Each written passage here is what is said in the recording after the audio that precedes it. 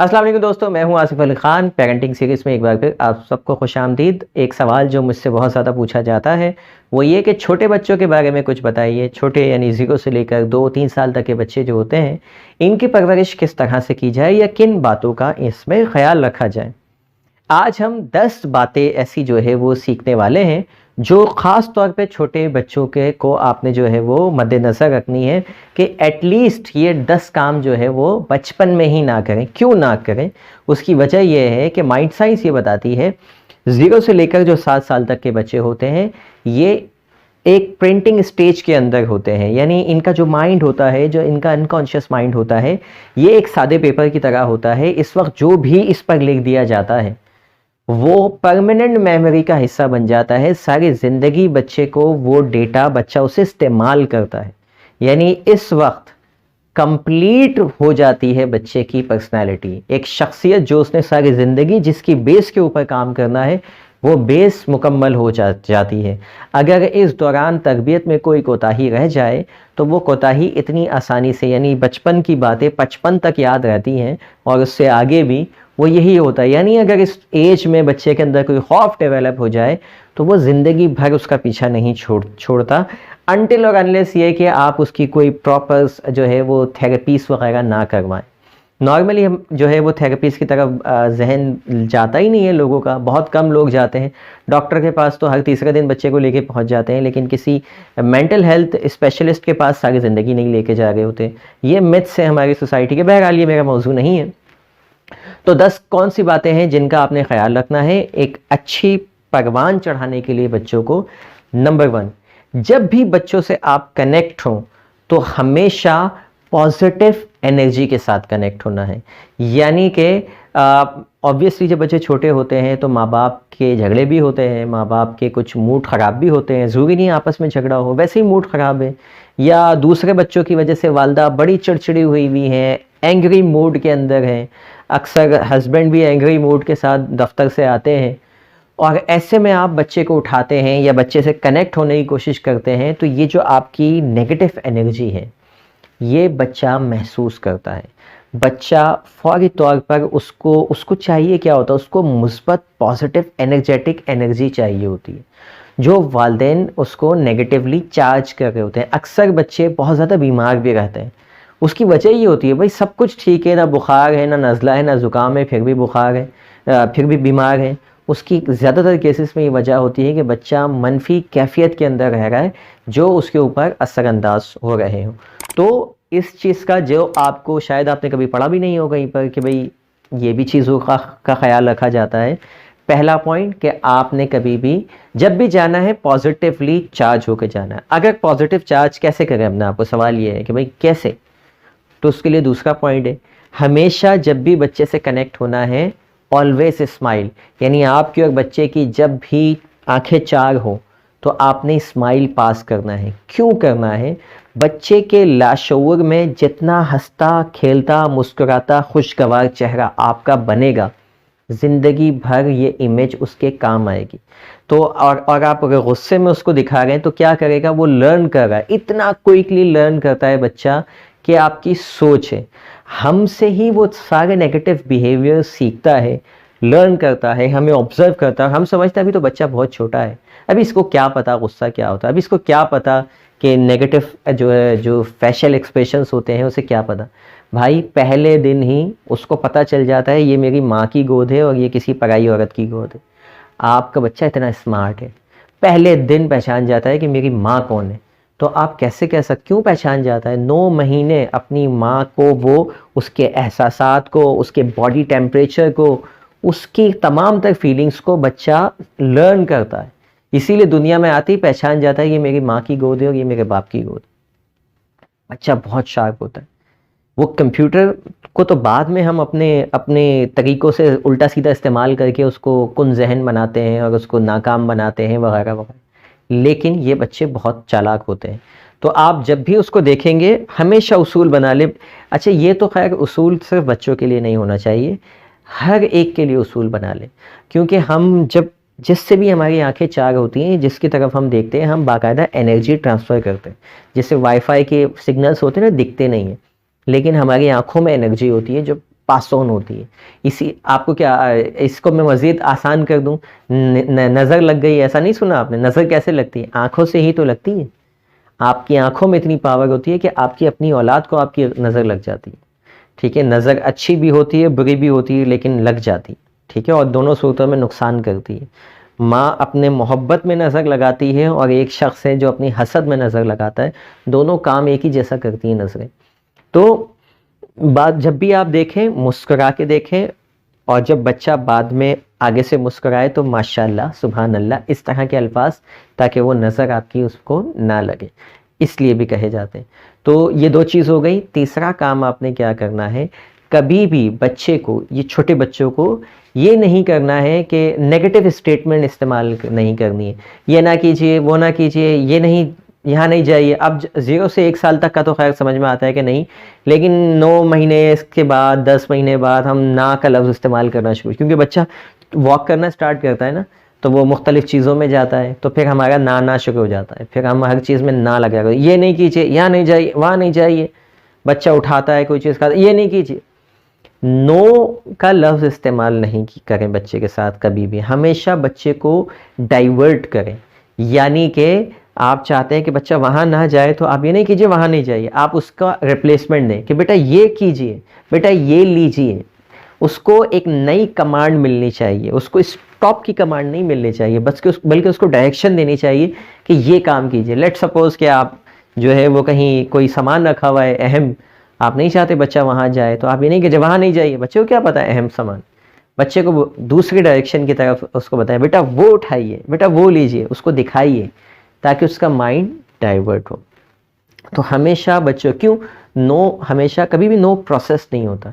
मैंने अपनी लादादादी वीडियोस में ये कहा है कि मैं कहूँ कि मेरे कोर्ट के बारे में नहीं सोची अभी, तो आप क्या कर रहे हैं इस वक्त? अभी तक नहीं सोच रहे होंगे, लेकिन आप सोचना शुरू हो गए। तो नो जो है, उल्टा आप जिस काम से मैं रोक रहा हूँ वही काम कर रहे हैं, ठीक है? अपने कपड़ों के बारे में नहीं सोचिए, तो अभी आप अपने कपड़ों के बारे में सोचने लग गए। तो नो बच्चा प्रोसेस नहीं करता, ये गलती छोटे बच्चों के साथ बिल्कुल नहीं कीजिए। नो की आदत नहीं डालिए, बल्कि उनको बताइए कि उन्हें क्या करना चाहिए। चौथी चीज़ जिसका आपको ख्याल रखना है वो ये कि बच्चे पे कभी शाउटिंग नहीं कीजिए, चीखिए नहीं, चिल्लाइए नहीं। दुनिया में इंसान दो खौफ लेकर पैदा हुआ है, एक ऊंची आवाज़ का, एक ऊंचाई से गिरने का। इसके अलावा बाकी जितने खौफ हैं वो हम डालते हैं। तो चूंकि ऊंची आवाज़ का खौफ अल्लाह की तरफ से, खुदा की तरफ से उसके अंदर बिल्ट इन है, उसके सॉफ्टवेयर में, तो जब हम चीखते हैं, चिल्लाते हैं, तो उसके 5 सेंसेस फ्रीज हो जाते हैं। जब बच्चा फ्रीज हो जाता है, हमें लगता है कि बच्चे ने हमारी बात मान ली है, और जो है वो हम खुश हो जाते हैं और हम अपना यही रवैया अपनाए रखते हैं। बेसिकली वो हमारी बात नहीं मान रहा होता, वो खौफ की वजह से सहम रहा होता है। अच्छा, एक सहमा हुआ शख्स, एक सहमी हुई शख्सियत वाला बच्चा क्या होगा आगे चल के, उसको क्या मसाइल होंगे? जो शख्स खौफ ज़दा हो, सहमा हुआ हो, डर खौफ के साथ वो परवान चढ़ रहा हो, उसके अंदर खुद एतमादी ख़त्म हो जाएगी। वो अपने बारे में मनफी ख्याल रखेगा, उसके अंदर नाकामी के खौफ जल्दी आने लगेंगे, वो कि हर एक से डरने लगेगा। और एक डरा हुआ, सहमा हुआ, आप अंदाज़ा लगा लें, एक बच्चे की तरबियत करें आप, जो डरदा और खौफ के अंदर तरबियत हो रही हो, तो वो आगे ज़िंदगी में क्या जो है वो अच्छा ज़िंदगी गुजार पाएगा। तो बच्चों को कभी भी अपनी आवाज़ से डराने की कोशिश ना कीजिए। अच्छा, जब आप ऊंची आवाज़ करेंगे आपको एक और नुकसान होगा, जैसे ही बच्चा थोड़ा सा बड़ा होगा वो भी ऊंची आवाज़ करना शुरू होगा। आप, मेरे पास मैसेजेस की भरमार है कि बच्चे मुझ पर चीखते हैं, बच्चे मुझे बदतमीज़ी करते हैं, भरी महफिल में मुझे मेरी ऊंची आवाज़ में मुझसे बात करते हैं। मैं ऐसी वालदाओं से ये कहता हूँ कि आपने इसका ख्याल किया था? जब आप बच्चे की रिस्पेक्ट नहीं करेंगे, बच्चे को जब आप चीखते हैं ना, तो बच्चा ये समझता है this is one of the way, ये एक रास्ता है अपनी बात कहने का। वो सीख जाता है, फिर वही चीज़ वो हम पर अप्लाई करता है। बाद में हमें मसाइल का सामना शुरू हो जाता है कि बच्चे को जितनी रिस्पेक्ट आप बचपन में देंगे ना, 0 से लेकर 2 साल, 2 ईयर्स, 3 ईयर्स, 4 ईयर्स तक जितनी रिस्पेक्ट देंगे, ये आपको सूद समेत वापस मिल जाएगी। यानी 4 साल, 5 साल जब बच्चा थोड़ा सा होश संभालेगा ना, उतनी ही रिस्पेक्ट वो देना आपको शुरू कर देगा। क्यों? उसके डेटा ही यही गया है उसके जहन में। उसके जहन में आपने डाला ही यही है कि अपनी बात को कन्वे करने का तरीक़ेकार क्या है। जब बच्चा बात नहीं मानता तो आप गुस्सा आता है ना, आपको चीखते चिल्लाते हैं उस पर, तो बच्चा क्या सीखता है आपसे कि जब मेरी बात ना मानी जाए तो चीखा जाए। तो फिर जब आप बच्चे की बात नहीं मानते बाद में कई डिमांड्स उसकी, तो फिर वो क्या करता है, चीखता है, चिल्लाता है, आप बोलते हैं तो बदतमीज़ हो गया, ये तो ऐसा है कि बस हमारे लिए बदनामी का बाइस हो गया, भरी महफिल में हमारे ऊपर तमाचा हो गया ये। भाई क्यों हो गया तमाचा? जब आप उसके साथ यही हरकतें कर रहे थे बचपन में, तब आपने तो नहीं सोचा था कि इस बच्चे की कितनी इंसल्ट हो रही है। अब आप ही से सीख के आप ही पे फार्मूला अप्लाई कर रहा है, तो आपको समझ में आ रहा है कि जी बच्चा हाथों से निकल गया। जी हाथों से निकल गया क्योंकि आप अपने माँ बाप के हाथों से निकल गए थे जब भी आप अपने बच्चे के साथ बदतमीजी कर रहे थे। बच्चे को रेस्पेक्ट देना है ताकि बच्चा आपको रेस्पेक्ट दे, वरना ये जो 4 साल के बाद के जो मसाइल होते हैं ना टीन एजर्स तक के, ये वालदेन को रुला देते हैं, आंसू निकलवा देते हैं। मेरे पास ऐसे मैसेजेस आते हैं कि वालदेन रोती हैं कि हमने क्या किया अपनी औलादों के साथ। बिल्कुल इसी तरीके से जैसे वो हमारे अल्फाजों से, हमारी ऊंची आवाज़ से सीखता है, वैसे ही हमारे बॉडी पॉस्चर से सीखता है। अगर हमारा मुंह हमेशा फूला रहेगा, एक्सप्रेशन हमारे हमेशा मनफी रहेंगे, एंग्री यंग मैन घूमते हुए फिरेंगे हम, अब्बा का मुंह भी बना हुआ है, अम्मा का मुंह भी बना हुआ है। ये जो छोटे बच्चे होते हैं 0 से लेकर 2 साल तक, 2 ईयर्स तक के, ये बच्चे ये सारे एक्सप्रेशंस भी क्या कर रहे होते हैं, नोट कर रहे होते हैं। अच्छा ये बात तो 3-4 साल तक के जो बच्चे होते हैं उनमें भी, उनके साथ भी आप ये ना कीजिएगा। हमेशा आपने बच्चों के साथ जब घर पे आ गए ना भाई हस्बैंड, तो फिर अच्छे मूड के साथ आए, वरना बाहर दोस्तों में जाइए, वहाँ बैठिए, अपने अपने टफ लुक्स उनको दिखाइए। बिल्कुल इसी तरीके से वालदा अगर बड़े बच्चे पे गुस्सा आ गया तो कम से कम छोटे बच्चे को वो चीज़ ना सिखाएं, उसकी मौजूदगी में जो है उसको ना डांटें, उसको ना पीटें, कि वो हर चीज़ को क्या कर रहा है, सीख रहा है, लर्न कर रहा है। छठी गलती तरबियत में बच्चों की जो होती है वो ये कि बच्चे तंग कर रहे होते हैं आपको, रोध हो रहे होते हैं किसी बात पर, आप मसरूफ़ होते हैं, आप उसको मोबाइल या स्क्रीन टाइम के ऊपर लगा देते हैं। वहाँ से ये छोटे बच्चे जल्दी से पिक करते हैं चीज़ों को कि ये नई चीज़ क्या आई है, जो डांस भी कर रहा है, जो म्यूज़िक भी बज रहा है। तो उसको अभी तक तो अपनी माँ ही नज़र आती थी छोटे से बच्चे को, अभी उसको स्क्रीन पे जब चीज़ें नज़र आई तो उसको लगता है कि हाँ ये तो माँ से ज़्यादा इंटरटेनिंग चीज़ है। तो फिर उसको माँ नहीं चाहिए होती, फिर उसको मोबाइल चाहिए होता। तो अच्छा फिर इसके नुकसानात, इसके ऊपर मैं अलग से वीडियोस बना चुका हूँ, मैं क्या अब इसको दोबारा से बताऊँ कि किस कदर जो है वो मोबाइल टाइम जो होता है, या मोबाइल फ़ोन या स्क्रीन जो लैपटॉप है या एलईडी वगैरह टीवी, ये बेइंतहा बच्चों के लिए जो है नुकसानदेह होता है, बच्चों की आदतें ख़राब करता है।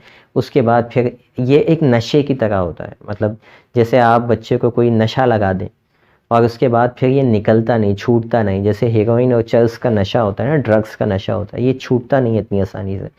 तो फिर ये यही काम, ये मोबाइल फ़ोन और ये टैबलेट्स और ये जितनी सारी चीज़ें होती हैं, ये यही काम कर रहे होते हैं, बच्चे के जहन को खुश कर देते हैं, और फिर बच्चा इतनी आसानी से बाहर नहीं आता।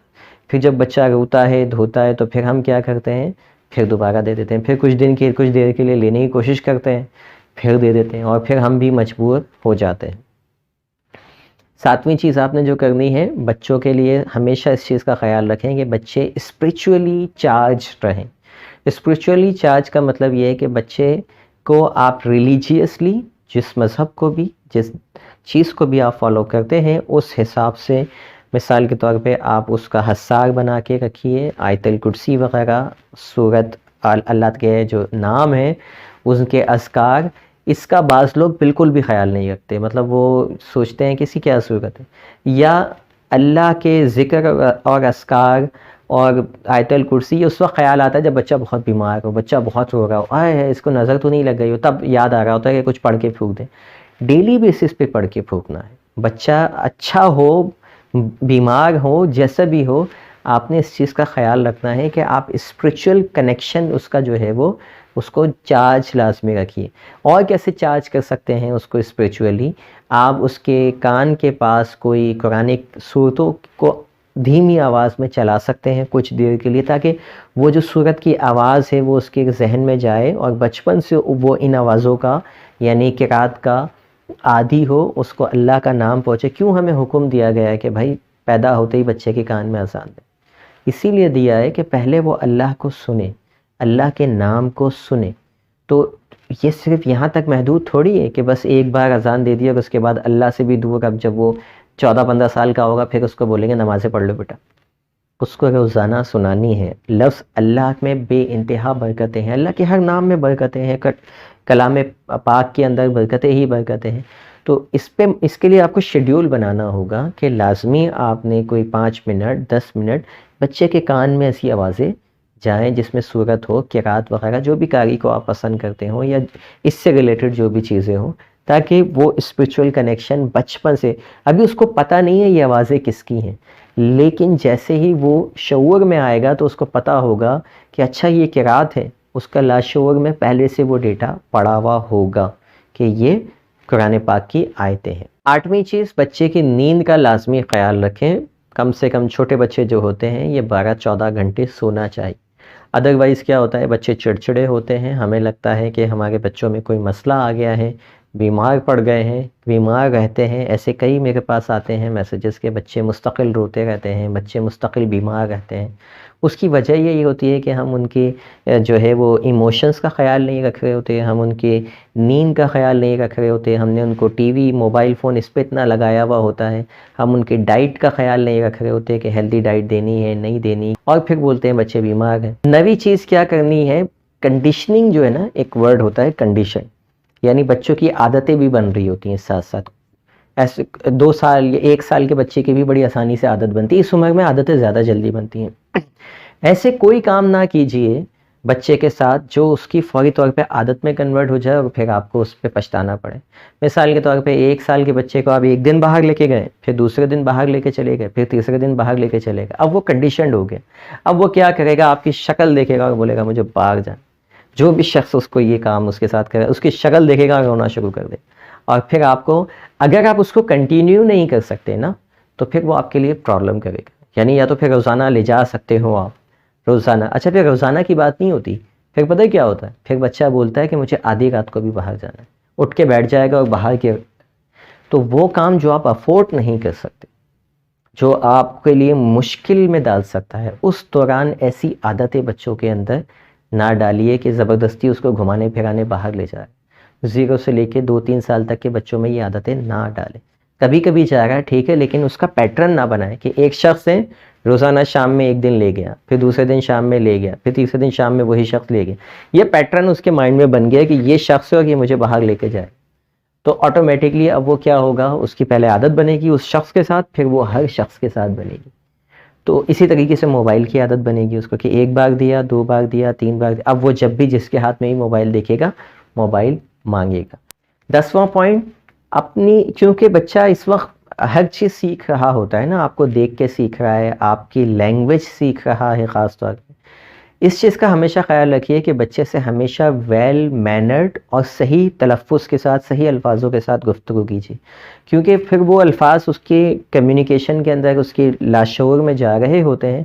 फिर बाद में वो देखता है कि किताबों में तो ये अल्फाज ऐसा नहीं है, लेकिन वो फिर अपने माइंड से डिलीट नहीं कर पाता, उसको मुश्किल होती है, फिर उसको बहुत मेहनत करनी पड़ती है कि ये मैंने क्या सीख लिया।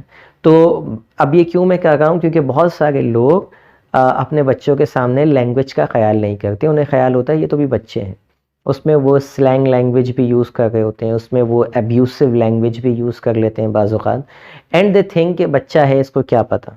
लेकिन बच्चे हमेशा लर्निंग स्टेट के अंदर होते हैं, वो आपसे सीख रहे होते हैं। तो गुफ्तगू का लाजमी जो है वो छोटे बच्चों के सामने ख्याल रखें। इनफैक्ट आप हर चीज़ का ही, आपने कब जो बच्चा पैदा हो गया और आपके सामने है वो, उसको मुकम्मल एक शख्सियत जानिए, उसको ये डिवाइड नहीं कीजिए, ये जहन में ना बनाइए कि जी ये अभी बच्चा है। 3 साल का बच्चा, साइंस ये कहती है कि मुकम्मल शख्सियत रखता है, उसकी शख्सियत मुकम्मल हो जाती है। तो आप कैसे सोच सकते हैं, यस उसको उस वक्त समझ में नहीं आएगा, लेकिन उसकी शख्सियत का हिस्सा बनेगा। जब भी वो बड़ा होगा तो उसको समझ में आ जाएगा। मिसाल के तौर पे एक मैं मिसाल देता हूँ आपको, जब कंप्यूटर दुनिया में नया नया आया, आपने देखा भी नहीं था, आपको पता भी नहीं था क्या है, और किसी के, आपने किसी कंपनी में रखा हुआ देखा, आपने कहा ये क्या चीज़ है, टीवी के जैसी, you don't know about it, ठीक, आप आते जाते देखते रहते थे। फिर कभी किसी ने आपको बाद में, हो सकता है 2 साल बाद, आपको बताया हो कि ये कंप्यूटर होता है। आप बोलेंगे अच्छा ये कंप्यूटर होता है, हाँ मैंने देखा हुआ है, ये 2 साल पहले देखा था मैंने ऑफिस में अपने। तो इसका मतलब ये है कि वो जो 2 साल पहले देखा था, आपको उसका मतलब नहीं पता था, लेकिन वो डेटा मौजूद था। 2 साल बाद जैसे ही आपको समझ आई, आपको समझ में आ गया, आपने रिलेट कर लिया, हाँ 2 साल बाद। सिमिलरली बच्चे हर चीज़ समझ गए होते हैं, उनको पता नहीं होता ये क्या है, लेकिन जैसे ही वो बड़े होते हैं तो वो उनको जो मीनिंग समझ में आती है तो बोलते हैं हाँ ये तो मैं बचपन से देखता हुआ आ रहा हूँ अपने घर में, मीनिंग अभी समझ में आई। तो आपके जो बच्चे होते हैं ये कंप्लीट पर्सनालिटीज़ होते हैं, आप इनको हमेशा इनकी तरबियत में, और भी कई पॉइंट हैं लेकिन ये 10 पॉइंट मुझे लगे कि ये ज़्यादा इंपॉर्टेंट है। उम्मीद है आप नए वालिदैन या जिनके न्यू बॉर्न बेबीज़ होते हैं उनको ये बड़ा फ़ायदा देगा कि इन चीज़ों का आपने लाजमी ख्याल रखना है। मिलते हैं इंशाल्लाह किसी अगली वीडियो में, तब तक के लिए अल्लाह हाफ़िज़।